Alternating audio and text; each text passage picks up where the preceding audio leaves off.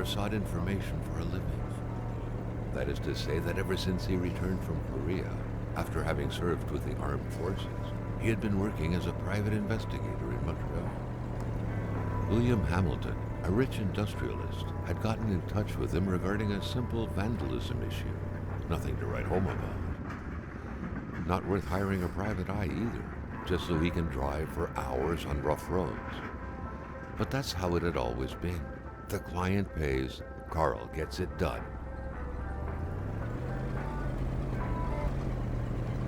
They had set up to meet at the general store, his client's business. Well, actually, the entire village had William Hamilton's name written all over it.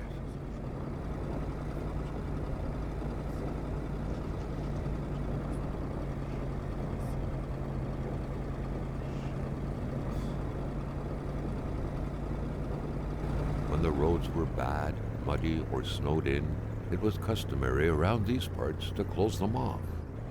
But it was also customary to ignore those signs entirely and drive there anyway.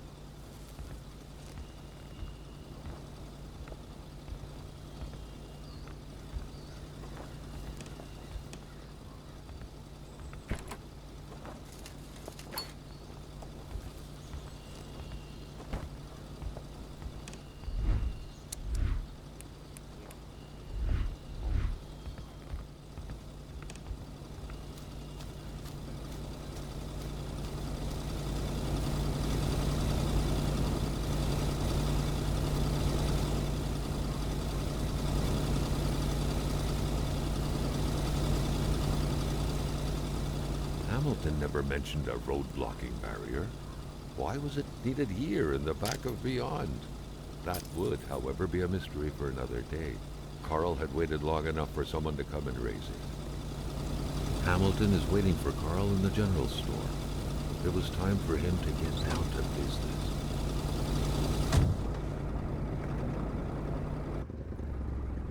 William Hamilton enjoyed a lavish country house built in the very heart of the northern forests, not too far from here.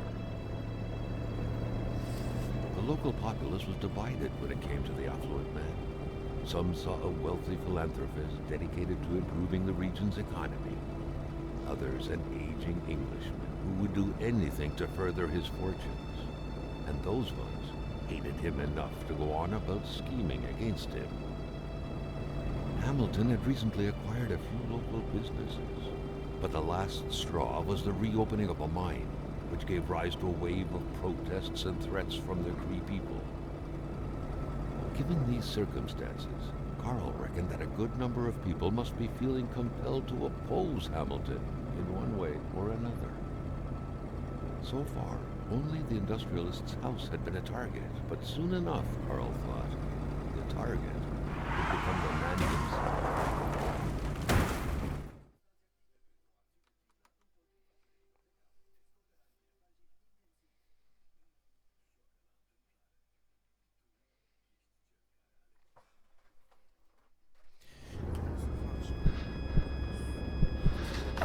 Carl needed to get out of there. The cold and the pain required urgent care.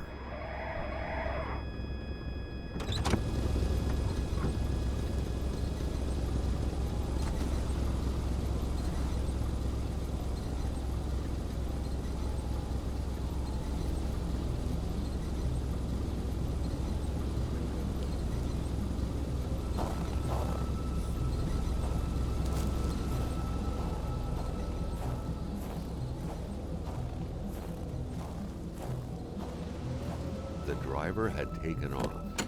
It was still best to check it out and leave nothing to chance. Carl needed help.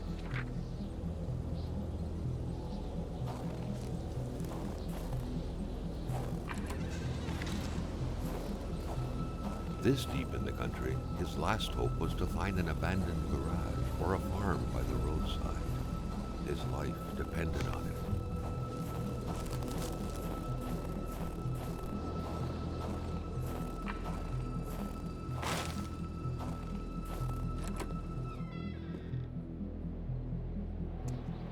Even better than he had hoped, Karl Faubert had succeeded once more and was now on his way to new adventures.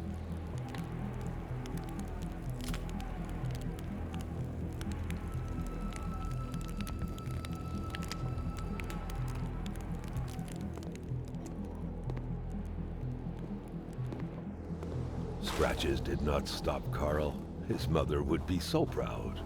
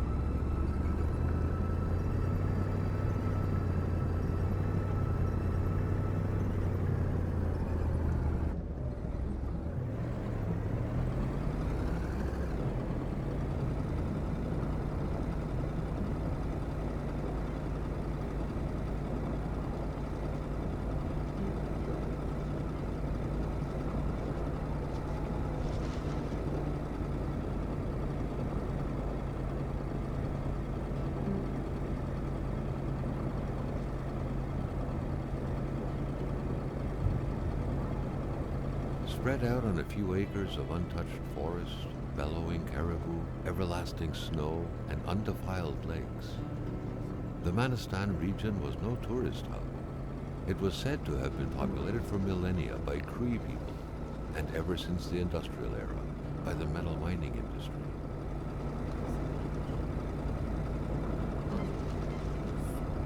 The truck was running on fumes. Good thing that the general store was close by.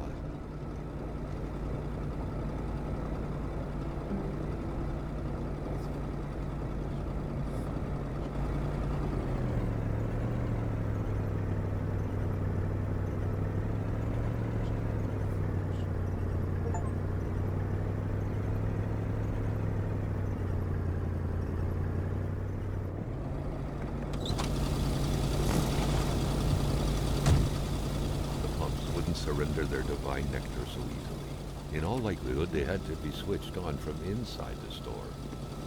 A milkman had to drive by every week to fill the bottle. The fresh milk indicated a recent visit. Something fell to the bottom of the box. Karl had no trouble recognizing his employer. He had been killed. There was no need to be a detective to figure that out. But only a detective could have noticed that the killer had to have been very close, that the fatal blow had been given before the victim even realized. Karl felt a chill down his spine and had a terrifying realization. If Hamilton was dead, then who was going to pay him?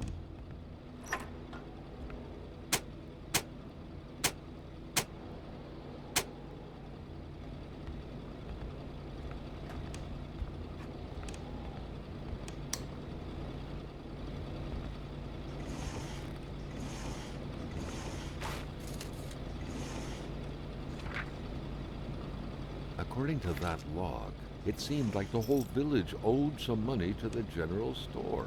Karl was far more interested in the bunch of nearby addresses he had just gotten his hands on, though.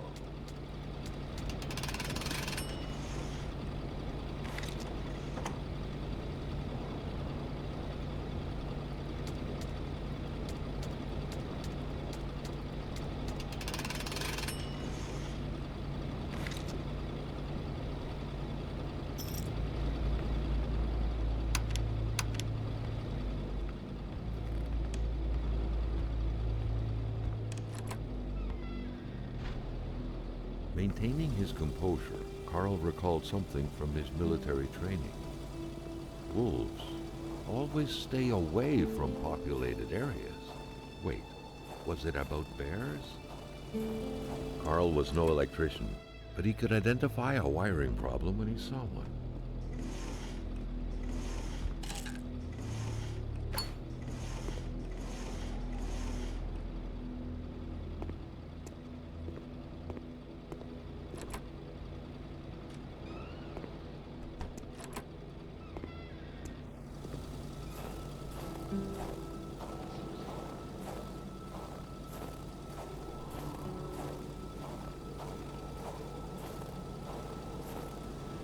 The Polaroid, Carl's long-standing and faithful ally, had seen its share of husbands caught red-handed cheating. There's always something out there waiting to be snapped away.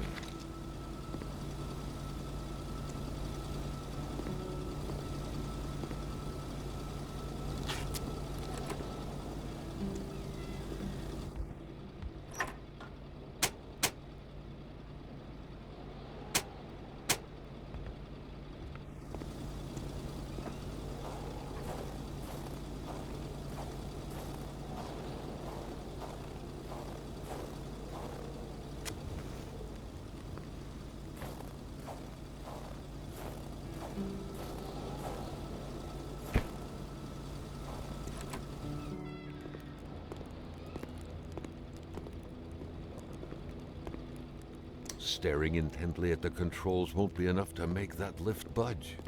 The poor thing was out of power.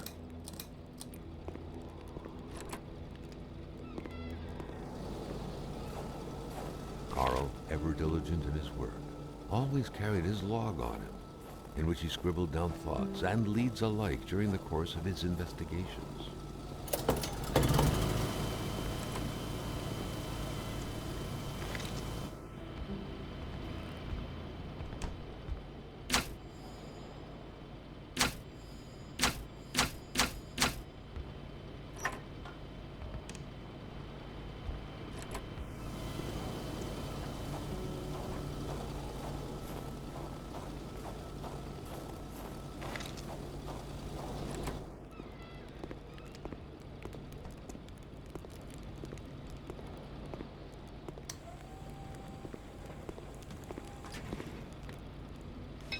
At long last, the crowbar was within Carl's grasp.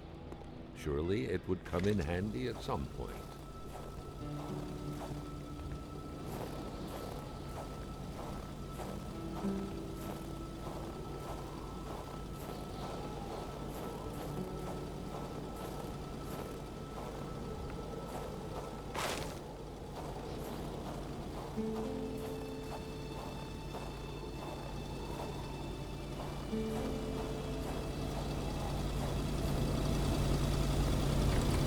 The murder weapon.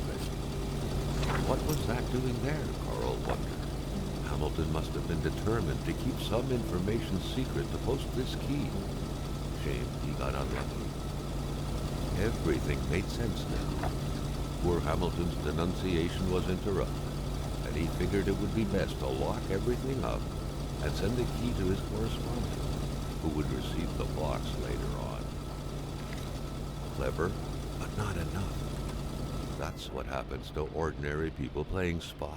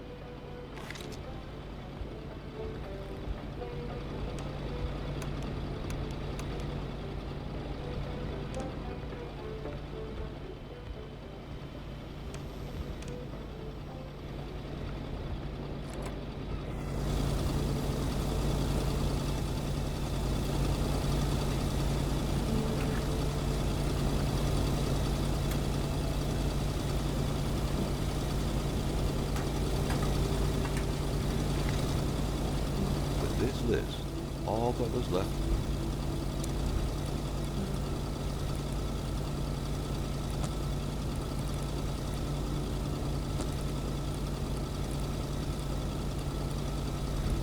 to do was to sort out the bandits and the honest citizens. He had to search the village.